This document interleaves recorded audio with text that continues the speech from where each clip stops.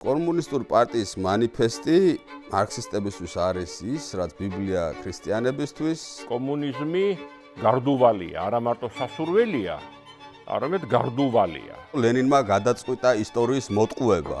ზოგი ამას ეძახის Wall Street Journal-ის მარქსიზმს. თვითონ მარქსისტვის ახლა რა იყო ეს მე-9 თვე? პარიზის კომუნის შემდეგ გახდა მარქსი, ასე ვთქვათ, სელებრიტი. ახლა კომუნიზმმა ჩაანაცვლა ფეოდალიზმი. კომუნიზმი ეს არის ნახტომი აუცილებლობის სამყაროდან თავისუფლების სამყაროში. ორთოდოქს მარქსისტულ იდეებს გამოცდებიელი ებრაელი, რომელიც ებრაელი აღარ იყო, საბჭოთა კავშირი, ეს არის საერთო საცხოვრებელი, სადაც თავთავიანთი ოთახები აქვს ამ ეროვნებას. მარქსის, თავარი სიყვარული იყო ცხოვრების, დიდი ხანია, ვთქვათ, ეჩალიჩებოდა. დღევანდელ საქართველოს მაგონებს ეგა. შეიძლება ანუ მომავალში ესე გაამართლონ დღეს რაც ხდება საქართველოში. და რაც არის უკვე იმის ანალიზში, მაგარია მარქსი. კომუნისტური იდეების გავლენა ამ 1968 წლის მოვლენებში. როგორც არის ხოლმე ხშირად დიდარ შოვლებს, რომ ლევაკიშვილი ყავს. ჩინეთი, კორეა, ვიეტნამი, კამბოჯა. მე მარქსზე დისერტაცია მაქვს დაწერილი ახალგაზრდობაში, ამიტომ წავიკითხე კაპიტალი.